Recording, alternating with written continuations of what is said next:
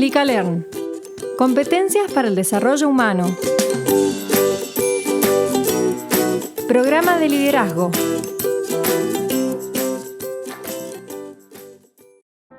So the date is August 16th, 2002, and flying over a valley in Afghanistan are two A-10 Warthogs. An A-10 is a heavily armored, low-flying, slow aircraft designed to provide ground cover for troops on the ground. And on this night, it's a very, very cloudy night. The storm's in the area. And these two planes hanging up above, just waiting in case anybody down below needs help. Up there, it's gorgeous. The moon is bright. There's thousands of stars in the sky. The clouds look like the snow had just fallen.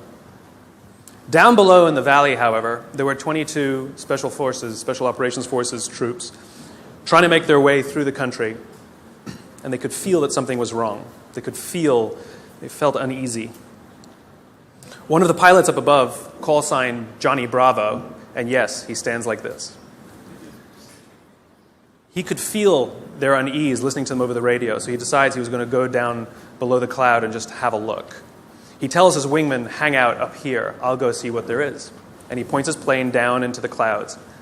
And as he's going through the clouds, the call comes over the radio. Troops in contact. Troops in contact is what they say when they come under effective fire. It means they're in trouble. So now Johnny Bravo points his plane straight down. The plane's getting thrashed about in the turbulence. And when he comes out below the clouds, he's less than 1,000 feet off the ground, and he's flying in a valley, cliffs on both sides. Now, this is only 2002, and the planes were not yet equipped with ground-hugging radar, and worse, they were using old Russian maps. That's all they had at the time. And the sight that greets him is something like he's never seen before, not in training and not in the movies. He sees tracer fire coming from all sides of the valley, pointed right in the middle where the American forces are. And so he picks a point and starts to lay down suppressing fire. And he's flying, and he's in danger of hitting the cliff, of course. He knows his speed, he knows his distance from the map, and he literally counts out loud while he lays down the suppressing fire. 1, 1,000, 2, 1,000, 3, 1,000, 4, 1,000, 5, 1,000. Pulls hard on the stick, pulls back up into the cloud, comes down around again. 1, 1,000, 2, 1,000, 3, 1,000, 4, 1,000. Good hits, it says over his radio. And again, he comes around. 1, 1,000, 2, 1,000, 3, 1,000, 4, 1,000, 5, 1,000. He runs out of ammunition. Fuel is fine. Flies back up to the top of the cloud, tells his wingman, you need to get down there. His wingman isn't sure about the conditions, so the two of them fly back down together. His wingman lays down the suppressing fire, and Johnny Bravo counts as they fly 3 feet apart from each other, wing to wing. 1, 1,000, 2, 1,000, 3, 1,000, 4, 1,000, 5, 1,000, up and around again. 1, 1,000, 2, 1,000, 3, 1,000, 4, 1,000, 5, 1,000. That night, 22 Americans went home alive with 0 casualties. My question is where do people like Johnny Bravo come from? Who are they? Who would risk their lives for others so that they may survive? I asked Johnny Bravo. I asked him, why would you do it? Why would you risk your life so that others may survive? And he gave me the same answer that everybody in his position gives, because they would have done it for me. Now, if you think about it, in the military, they give medals to people who are willing to sacrifice themselves so that others may gain. In business, we give bonuses to people who are willing to sacrifice others so that we may gain. We have it backwards. Wouldn't you like to work in an organization in which you have the absolute confidence, the absolute knowledge that other people that you may or may not know who work in the same organization as you would be willing to sacrifice themselves so that you may survive? And I'm not talking about giving your life. I mean, we don't even like to give up credit. You know? So where do people like Johnny Bravo come from? Well, it's an age-old question. They're not born. They're actually made. If you look at the human animal is like a machine. There are systems inside our bodies that are trying to get us to do things that are in the interest of the survival of the human animal, right? Just like in a business, in a company, if you want people to do something, you offer them some sort of positive or negative incentive to direct the behavior, right? So if you want people to achieve a certain goal, you offer them a bonus if they achieve that goal. And they'll work towards that goal because they want the bonus. It's a very simple system. The human body works exactly the same way. It works exactly the same way. Inside our bodies are chemicals that are trying to get us to do things that are in the best interest of us. If you've ever had a feeling of happiness, pride, joy, love, fulfillment, all of these feelings that we have are chemically produced feelings. And they're produced by 4 chemicals predominantly. These are basically responsible for all of the feelings that I would generically call happiness. They are endorphins, dopamine, serotonin, and oxytocin, EDSO. These 2 chemicals, endorphins and dopamine, I like to call these the selfish chemicals because you don't really need anybody's help to get them, right? Let me tell you a little bit about what they are. Endorphins. Endorphins are designed to do one thing and one thing only: mask physical pain. That's it. That's what they do. If you're a runner, if you've ever gone and done heavy exercise, you've heard of an endorphin rush or a runner's high. Basically what's happening is when that runner's out there pushing their bodies harder than they've ever pushed before, they feel good. And when they're done with their run, they feel fantastic. And then an hour later, they're in pain for damage they caused to their muscles an hour before, right? This is what endorphins are designed to do. They're designed to mask physical pain. The caveman reason for this stuff, because this stuff is all from 50,000 years ago, understand, Homo sapien existed at the same time as other hominid species, and yet we survived and they didn't. What is it about this species that's so good at survival and thriving? Look at the world we've built. It's not just that we're smart. We're certainly not the strongest and we're certainly not the smartest. It's that we're social animals. We have to do things together. We have to look after each other, and we have to work together to ensure that we survive, that we do well. This is how we're designed, right? These chemicals are trying to make that happen. So in these caveman times, 50,000 years ago, Paleolithic era, we had to eat. We're not the strongest, we're not the fastest. But there's one thing that the human animal is made for: endurance. We could track an animal for hours and hours and hours and miles and miles and miles. And if we were tired, we'd keep going. And if we got injured or we had to bring the food back to the cave, we'd continue to do it.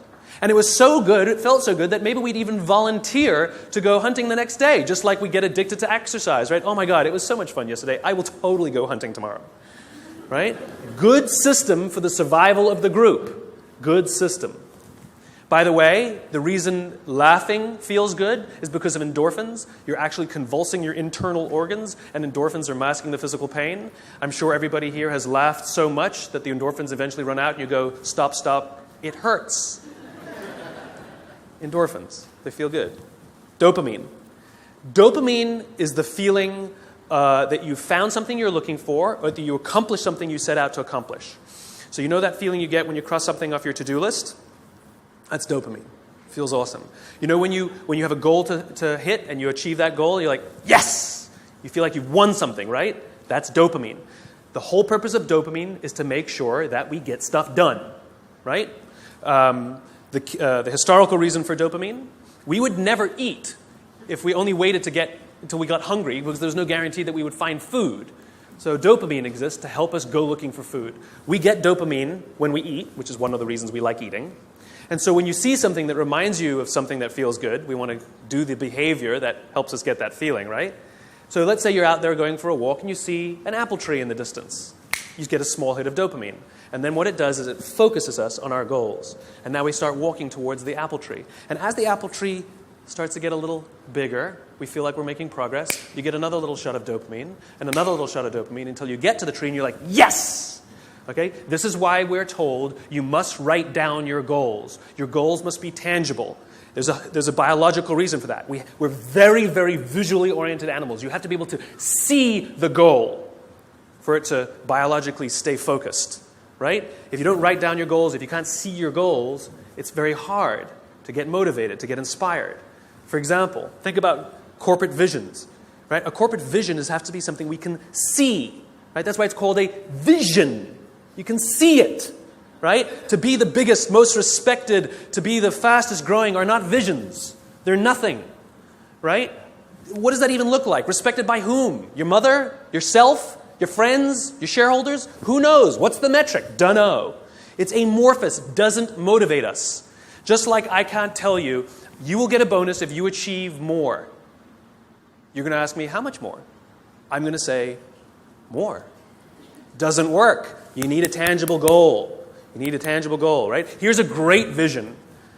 Martin Luther King, I have a dream that one day little black children and little white children will play on the playground together and hold hands together. We can imagine that.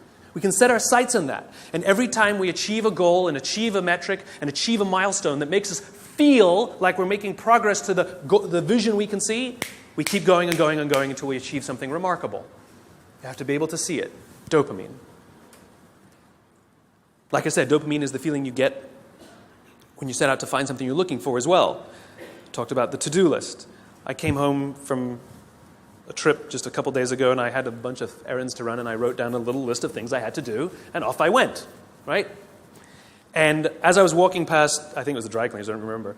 I was walking past something, I remembered, I have to do that, and I hadn't written down on my to-do list. So I went in and finished what I needed to do, and then when I came out, I then wrote it on my to-do list and then crossed it out. Because I wanted the dopamine. Feels good. Dopamine comes with a warning. Dopamine is highly, highly, highly addictive. Here are some other things that release dopamine. Alcohol, nicotine, gambling, your cell phone. Oh, you think I'm joking?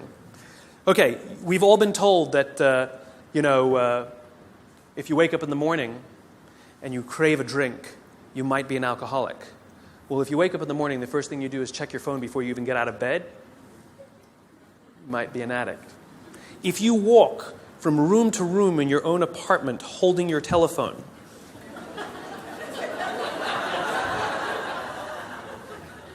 you might be an addict.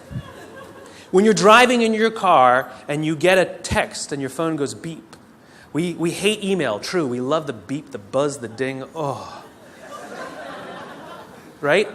You'll be there in 10 minutes, and yet you have to look at it right now. You might be an addict. And even if you read it and it says, are you free for dinner next Thursday, and you have to reply immediately, you can't wait the 10 minutes, you might be an addict. And for all you Gen Ys out there who like to think that you're better at multitasking because you grew up with the technology, then why do you keep crashing your cars when you're texting?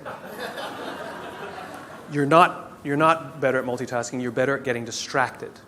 In fact, if you look at the statistics, ADD and ADHD diagnoses of ADD and ADHD have risen 66% in the past 10 years. Okay, ADD and ADHD is a frontal lobe disorder, right? Are you telling me out of nowhere 66% of our youth have a frontal lobe problem? Where did that come from? No, it's a misdiagnosis, right? What are the symptoms of a dopamine addiction to technology? Distractibility, inability to get things done, easily distracted, shortness of attention. It's all the same thing, so we misdiagnose things. It's the addictive quality of dopamine. We can also get addicted to performance in our companies when all they do is give us numbers to hit, and a bonus you get, and a bonus you get, and a bonus you get. All they're doing is feeding us with dopamine, and we can't help ourselves. All we do is want more, more, more. It's no surprise that the banks destroyed the economy, because one of the things we know about dopamine addict is they will do anything to get another hit, sometimes at the sacrifice of their own resources and their relationships. Ask any alcoholic, gambling addict, or drug addict. Ask them how their relationships are doing and if they've squandered any of their resources. It's an addiction. Dopamine is dangerous if it is unbalanced. It is hugely helpful when in a comfortable and balanced system, but when unbalanced, it's dangerous and it's destructive. You don't need anybody's help to get these. Go for a run, achieve your goals, you'll get dopamine. You'll get endorphins. But you won't have any feeling of fulfillment or love or trust. That's where these come in. These are attempting to manage these. This is what makes our society great. This is where people like Johnny Bravo come from. It's because of these two chemicals that leaders really fulfill their great responsibility.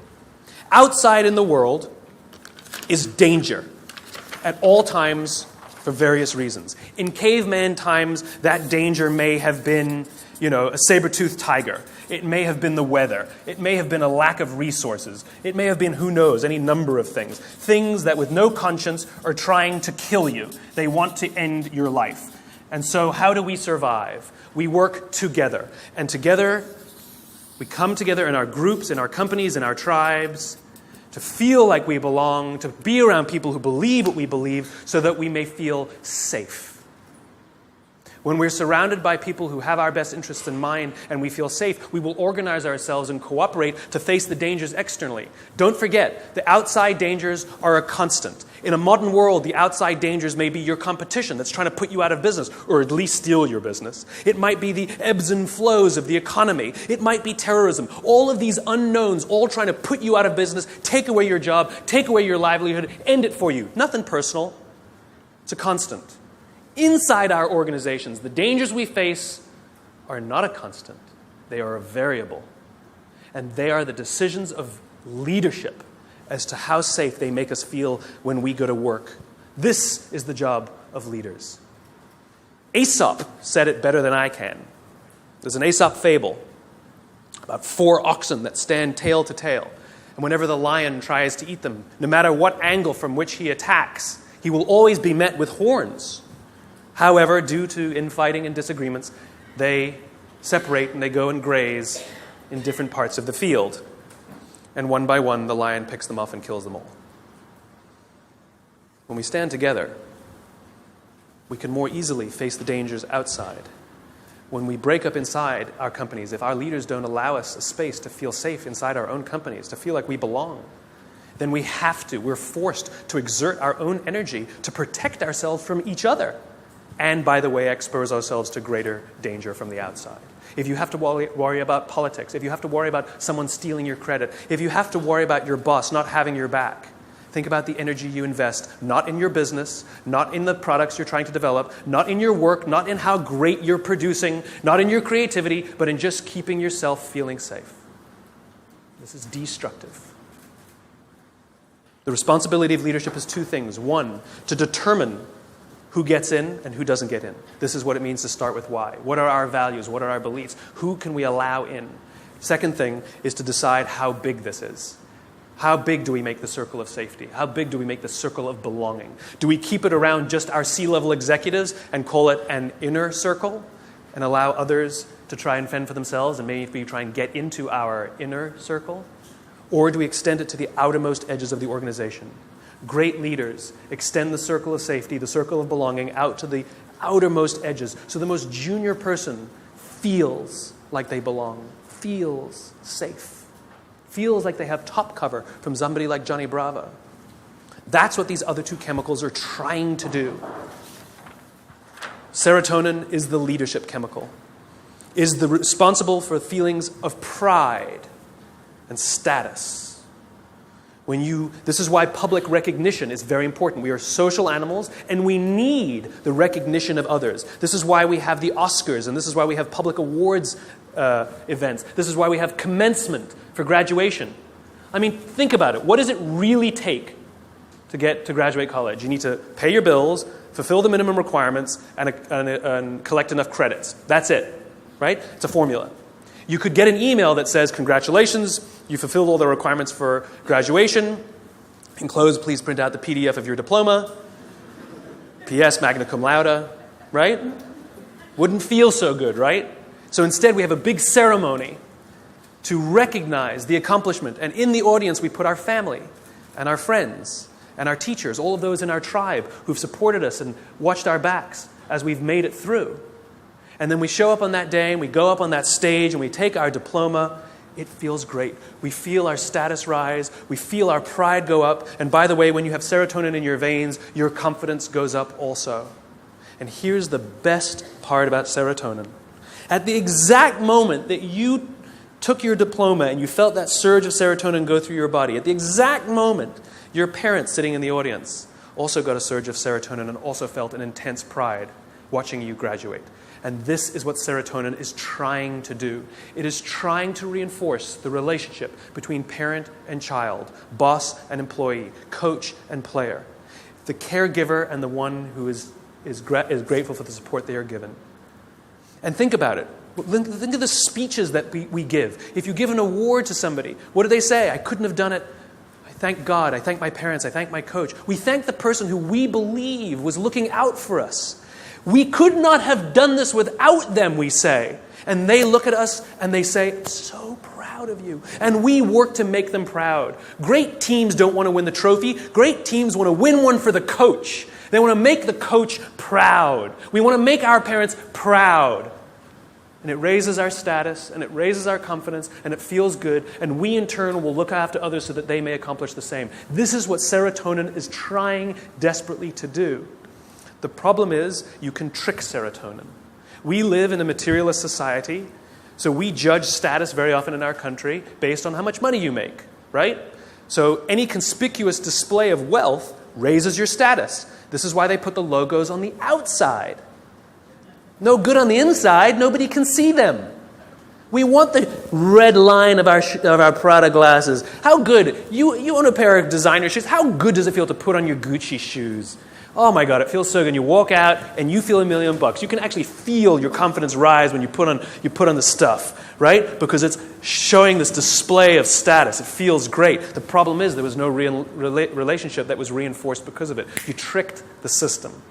That's why we keep trying to accomplish things and accumulate more and more material goods, and yet we never feel successful because there was no relationship. We tricked it. We gamed it. Serotonin is the leadership chemical. The reason I call it the leadership chemical is a historical reason, a very simple historical reason. We had a very practical problem as our animal was developing, as the Homo sapien was developing. We lived in communities of about 100 and 150 people. And there's a very practical issue, which is if we're hungry and somebody brings back food and drop a carcass on the floor, we're all going to rush in to eat. And if you're lucky enough to be built like a linebacker, you will elbow your way to the front. And if you're the artistic one of the family, you get the elbow in the face. Not a good system to keep the whole tribe alive, and definitely not a good system for cooperation. Because remember, the value of group living means that if I trust you and you trust me, I can fall asleep at night and trust that you will alert me to danger. If I don't trust you, I can't go to sleep at night. It's the same in our companies. If we trust each other, we will turn our backs, we will take risks, we will innovate, we will do things that will change the course of our world. If I don't trust you, I can't do that. I can't do that. There's value in group living and group working. And so if you got an elbow in the face that afternoon, odds are very high that you're not going to wake the guy who punched you if danger's there. You're just not going to do it. Bad system. And so we evolved into hierarchical animals. We're constantly assessing and judging each other, constantly arranging ourselves. Who's the alpha? Who's the dominant? Who's the one who sort of is the more dominant personality or dominant talent in the room? In caveman times, it might have been physical muscle. In a creative industry, it might be talent. In the military, it might be courage. There's no standard by which we judge alphas. It's relative to the industries we're in. And it's relative to us as well. If you've ever met someone and you were nervous while you were meeting them, you're not the alpha. We've all had the experience where we're meeting somebody and we can sense that they're nervous meeting us. You're the alpha. I'll tell you a little aside that's kind of funny. You know when women all live together, their menstrual cycles align, right? Assuming they're not on the pill, then it doesn't work, right? But if they're not on the pill, all the menstrual cycles go together on the same schedule. It's not arbitrary. They always align with the alpha female's schedule. And the reason is because when a woman is in her menstrual cycle, she can't bear children. And so in evolutionary terms, you want the alpha male and the alpha female to do it so you can have alpha children, right? Nice, strong, strapping kids are going to survive. But if she's off the market, that produces competition. So Mother Nature has created a very clever way that when she's off the market, everyone's off the market.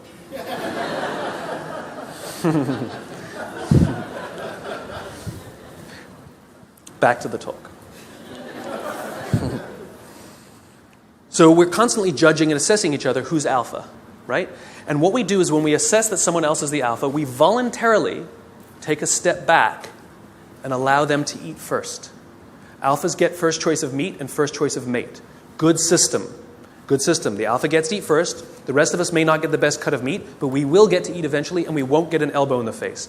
Good system. We'll happily alert them to danger later. Good system. This is why we're constantly trying to raise our status, is because there are benefits to being the alpha. People will do things for us and step back and offer us favors, right? We to this day, we're perfectly comfortable giving special treatment to our alphas. No one has a problem that your boss makes more money than you. You might think he's an ass, but you don't have a problem that he makes more money. Nobody has a problem that somebody who outranks us at work has a bigger office than us. Doesn't offend us. It is deeply ingrained in us. We happily step aside and allow our alphas first choice of meat and first choice of mate. It's good to be the king. There are advantages that come with being the alpha. You get special treatment. You get to eat first. People show you love and respect. It boosts the serotonin. You walk around like this. It boosts your confidence. It's awesome. But it comes at a cost. You see, the group is not stupid. We're not giving all of that stuff away for free. Leadership, alpha, comes at a cost. You see, we expect that when danger threatens us from the outside, that the person who's actually stronger, the person who's better fed, and the person who is actually teeming with serotonin and actually has higher confidence than the rest of us, we expect them to run towards the danger to protect us. This is what it means to be a leader. The cost of leadership is self-interest. If you're not willing to give up your perks when it matters, then you probably shouldn't get promoted. You might be an authority, but you will not be a leader. Leadership comes at a cost. You don't get to do less work when you get more senior. You have to do more work. And the more work you have to do is put yourself at risk to look after others. That is the anthropological definition of what a leader is. This is why we're so offended by these banker boys who pay themselves astronomical salaries. It has nothing to do with the number. It has to do with the fact that they have violated a deep-seated social contract. We know that they made all of that money and allowed their people to be sacrificed. In fact, they may have sacrificed their people for the money. If I told you we're going to give $150 million to Nelson Mandela, would anyone have a problem with that? Nope. $250 million to Mother Teresa. Got an issue with it? Nope. It's not the number. It's not the amount of money they make. It's that we are deeply and viscerally offended that we know that we allowed them to have this alpha position and they did not fulfill their responsibility of the alpha. They're supposed to sacrifice themselves for us. Never sacrifice us for themselves. This is why we're angry and offended and don't trust them. They fail.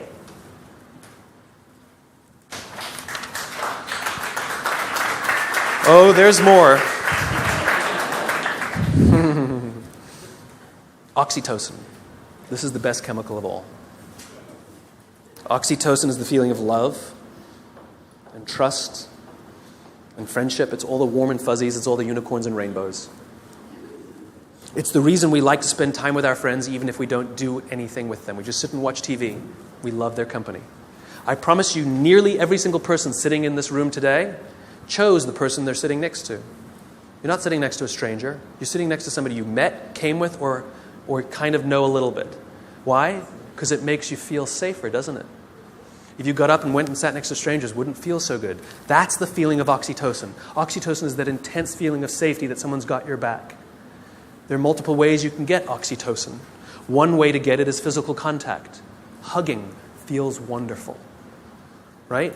When women give birth to children, huge surge of oxytocin in their body. This is what's responsible for the mother-parent, the mother-child bond. Right? It's all that oxytocin in the system. This is why shaking hands matters. Imagine you're doing a deal with someone, and you're ready to sign the contract, and you say, "I'm so excited to do business with you." And they go, "I don't need to shake. Let's sign the contract. I'm also excited to do business with you." And you go, "Great. Well, let's shake on it then." They go, No. I agree to all the terms. Let's get this deal done. I can't wait to work with you." You might get everything you want in the contract. But business, relationships are not rational. They're about feeling safe. They're about feeling we belong. It's human. And one of the ways we want to know that relationship is solidified is with physical touch. Their simple refusal to touch you, to exchange that oxytocin, means one of two things will happen. You will either completely scuttle the deal or you will go into it nervous. Human bonds matter. Another way you can get oxytocin is through acts of human generosity. An act of human generosity is defined as giving of your time and energy and expecting nothing in return. Money doesn't work. Sorry. If I told you that this morning I gave $1,000 to charity, what would you think of me? You'd be like, Good for you. What, do you want a medal? But if I told you that last Saturday I gave up my day and I went and painted schools in the inner city, then what would you think? You'd be like, nice, cool, I should do more, right? The value of my labor, much less than $1,000, could have hired many more people for $1,000 to go paint schools in the inner city. But you see, as human beings, we put a premium on time because it is an equal commodity and it is a non-redeemable commodity. You spend money, you make money. You spend time, you'll never get it back. Some of you are sitting in this room right now saying, I will never get this time back. I got nothing for you. So we put a premium on people who give us their time and energy. A leader who says to you, I'll pay for something for you, is not a leader. A leader who comes and sits down next to you and says, how can I help you, is a leader. I was talking to some oil executives, and they were trying to convince me that they really care about how fulfilled and how happy their employees are at work, to which I said, no, you don't. And they said, no, we do. And I said, no, you don't. And they said, yeah, we do. You see how this went. And I said, I bet you hired some high-priced consultancy to come and do a web survey about whether people like their jobs or not. And they said, well, we didn't hire a consultancy. I said, okay, so it's kind of like sending your son an email, right? Dear son, your mother and I care that you feel like a valuable part of this family. Please tell us candidly what we can do better so that you feel like you belong here because we really love you. Love, Dad. Or you go into his room, you sit on his bed, and you say, hey, son, your mom and I really care that you feel like a valuable member of this family. Please tell us candidly what we can do better because we want you to feel like you belong and we really love you. Same words, same intention, same desire. The difference is one you gave time and energy and the other one you didn't. This is the problem with email. It's too easy. It's too easy. There's no time and energy expended. It's too easy. Don't feel anything. If I come to your house for dinner and you make me a lovely dinner, the next day I send you a very nice thank you email, what a wonderful host you are. Or 3 days later, you receive a handwritten note from me with the exact same words that were written in the email. Which one makes you feel better? Handwritten note. The sentiment was the same, the words were the same. The difference is one took a little more time and a little more energy. Leaders are the ones who give us their time and give us their energy, not the ones who give us their money. It doesn't count. It doesn't work. Just biologically doesn't work. This is how you get oxytocin. Doing nice things for people that require that you sacrifice a little bit of time, a little bit of energy, something you will never get back. And if you expect something in return, then you weren't really giving in the first place. You take someone out for dinner because you want them to hire you, you're not really taking them out for dinner. You want something in return. It's just a protracted transaction. It's not relationship building. It's nonsense. I was walking down the streets of New York, true story, and the guy in front of me, his backpack opened and a bunch of paper spilled out on the street. Didn't think much of it. I bent down, gathered the papers up, handed them back to him, and pointed out that his bag had opened. I did a small act of generosity for somebody. I got a small burst of oxytocin. I felt good. Also, the person on the receiving end of the act of generosity feels good. They get a shot of oxytocin. He felt good. He says thanks. I get to the end of the block, and I'm standing waiting to cross the street. And a guy who also happens to be standing waiting to cross the street turns around, true story, turns around and says to me, I saw what you did back there. That was really cool. As it turns out, witnessing acts of human generosity release oxytocin. Remember, our bodies are trying to get us to repeat behaviors that are in our best interest, and it's making us feel good when we see or do acts of human generosity so that we will do them. In fact, the more oxytocin you have in your body, the more generous you actually become. In other words, the more you do, the more you want to do. It gets better than that. Lots of oxytocin in your body inhibits addiction. It makes it very difficult to get addicted to something when you have lots of oxytocin in your body. It actually inhibits addiction. It boosts your immune system. It makes you healthier. That's why happy people live longer. It's why couples live longer. Oxytocin, it actually is good for us. It increases our ability to solve problems. It increases our creativity. It's really good for us, and it's not addictive. It just feels great. It takes time to build up, though. You know, if I went on a date with a girl the other day. It was a first date. We totally got along great. We're going to get married. Why are you laughing? That's my social life. The reason you laugh is because you inherently know that I cannot form a bond of trust strong enough to get married in 7 days. You know that. Why don't you go on a couple more dates? Right? Inherently, you know that. Right? But if I told you that I've been dating somebody for 7 years and we're not married yet, what do you say? What's wrong? In other words, we know that that bond of trust takes more than 7 days and less than 7 years. Don't know how long it takes, though. So when you start a new job and you're really excited to work there and they're really excited to have you, don't quite feel like you belong. You don't quite feel like you're trusted yet, right? Even though you were really excited and they're really excited, it takes time. And you have to do little acts of generosity and make little sacrifices, do little things for people. Not big risks, small risks. It's like dating. You know, you don't start by buying them a diamond. You start by taking them for lunch, buying them a drink, you know? Little bits. Then they take you out, or you take them out again. You do something a little bigger. Then you do that in a movie. Then they come over, and then you buy them flowers, and then you say, I love you. And one day you wake up in the morning, it's like you press this belief button. You just, I'm in love. I don't know when it happened. It just clicks, and you feel like you belong. Same thing at work. Same thing at work. It just clicks, and you feel like you belong because you got enough oxytocin built up in your system. We don't allow this to happen. We're too busy sending emails.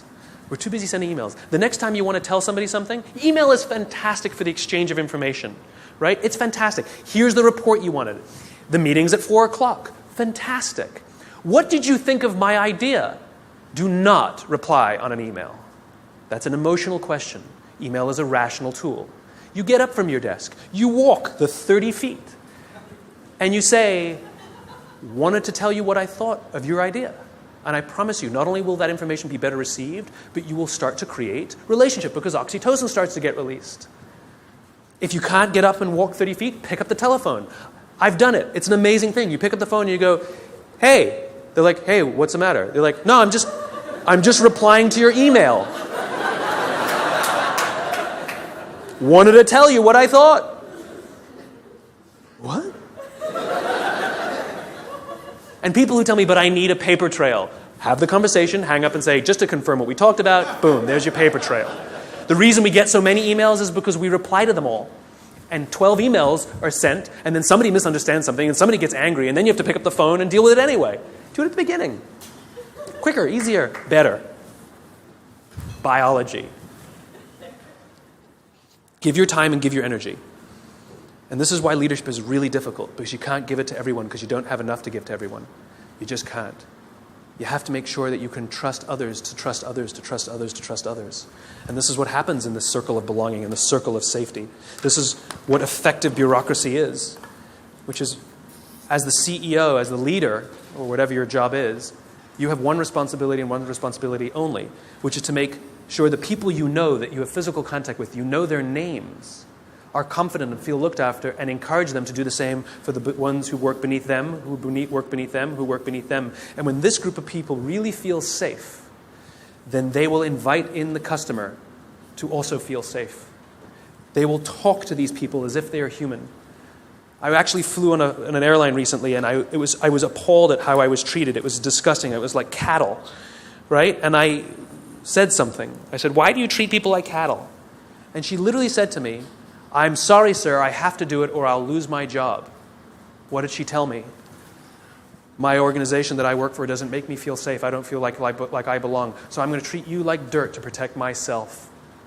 As opposed to somebody who feels safe and says, sir, I will do everything in my power to make sure that you feel happy and good because I'm not worried.